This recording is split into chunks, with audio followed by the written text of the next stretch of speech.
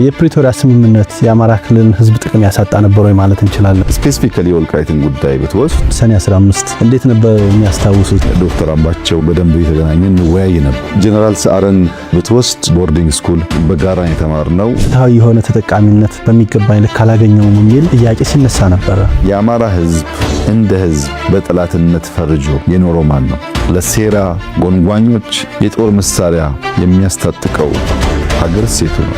ሚኒሊክ ካለ ጎበና ካለ ሚኒሊክ ዘመናት ኢትዮጵያ መፍጠር የሚችሉበት ምንም አይነት እድል የለውም። ጠመንጃ በማንሳት ወደ ጫካ የገቡ ኃይሎች አሉ። የተዘጋ ቤቱን ፍሬሽ ኤር ለማስገባት መስኮት ሲከፍት ንጹህ አየር ብቻ አይደለም ወደ ቤቱ የሚገባው። የኢትዮጵያ ህዝብ እዚህ ምርጫ ላይ ሲሳተፍ ምን መልእክት ሊያስተላልፍ እንደፈለገ መውሰድ እንችላለን?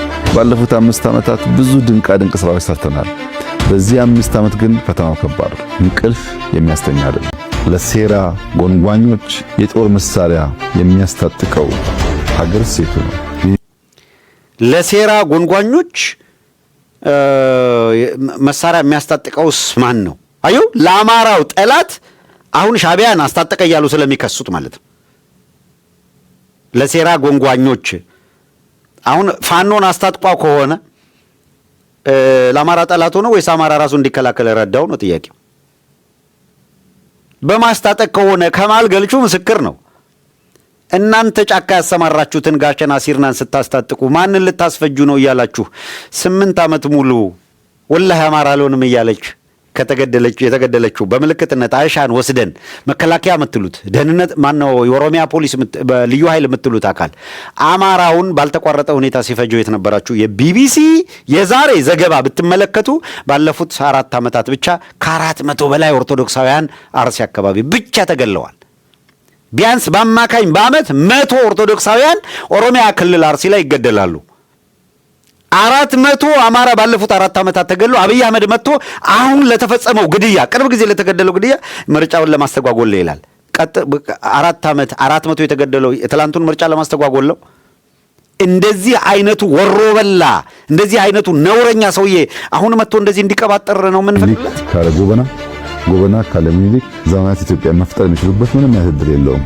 ጠመንጃ በማንሳት ወደ ጫካ የገቡ ኃይሎች አሉ። የተዘጋ ቤቱን ፍሬሽ ኤር ሚኒሊክ ያለ ጎበና ከሷ አንደበት መስማት ይሄን በጣም ነው ዘግናኝ ነው እውነት ለመናገር። ሚኒሊክ ያለ ጎበና ያለ ሚኒሊክ ምናምን እያለ ያለው ምንድነው መሰለ? ያው በብሔረሰብ ደረጃ ኦፍ ኮርስ ምንም እኔ ብሔረሰባዊ ጥላቻ የለኝ። እንደ ህዝብ አንድ ህዝብ በጠላትነት አይፈረጅም። በመሪር ሁኔታ አማራን በጠላትነት ፈርጆ አማራን ለማጥፋት በመስራት ረገድ ግን ጣሊያን በለው ቲፒኤልኤፍ በለው ሌላ የፈለከው ሻቢያ በለው የፈለከውን ጥራው የፈለከውን በል ባለፉት 8 ዓመታት ኦህዴድ የሚባለው የኦሮሞ ብልጽግና ብሎ ራሱን የሚጠራው አካል በአማራ ህዝብ ላይ የዘራው ጥላቻ የፈጸመው እልቂት አማራ በታሪክ እንዲህ ያለ እልቂት አጋጥሞት አያውቅም። ጠላት በሚላቸው ሰዎች በ27 ዓመት ጊዜ ውስጥ አማራ ክልል ላይ እንደዚህ አይነት ፉል ፍሌጅ ጦርነት ተከፍቶ የአርሶ አደር ሰብል ቤት ለቤት የሚያቃጥል የለም።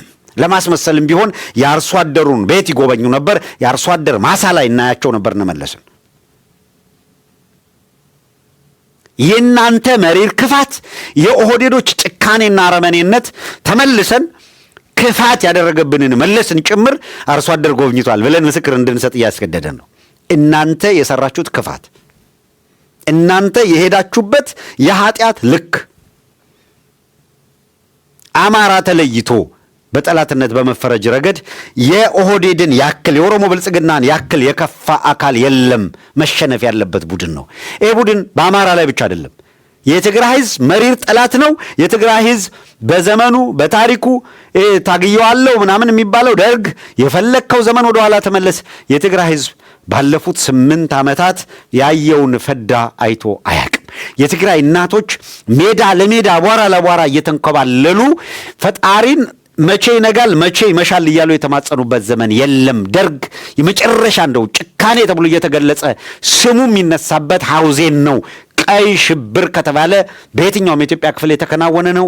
ቀይ ሽብር ተለይቶ ትግሬ ተለይቶ አማራ የተጠቃበት አይደለም። ቀይ ሽብር፣ ነጭ ሽብር የሚባል በዘመኑ የነበረ መገዳደል ነበር።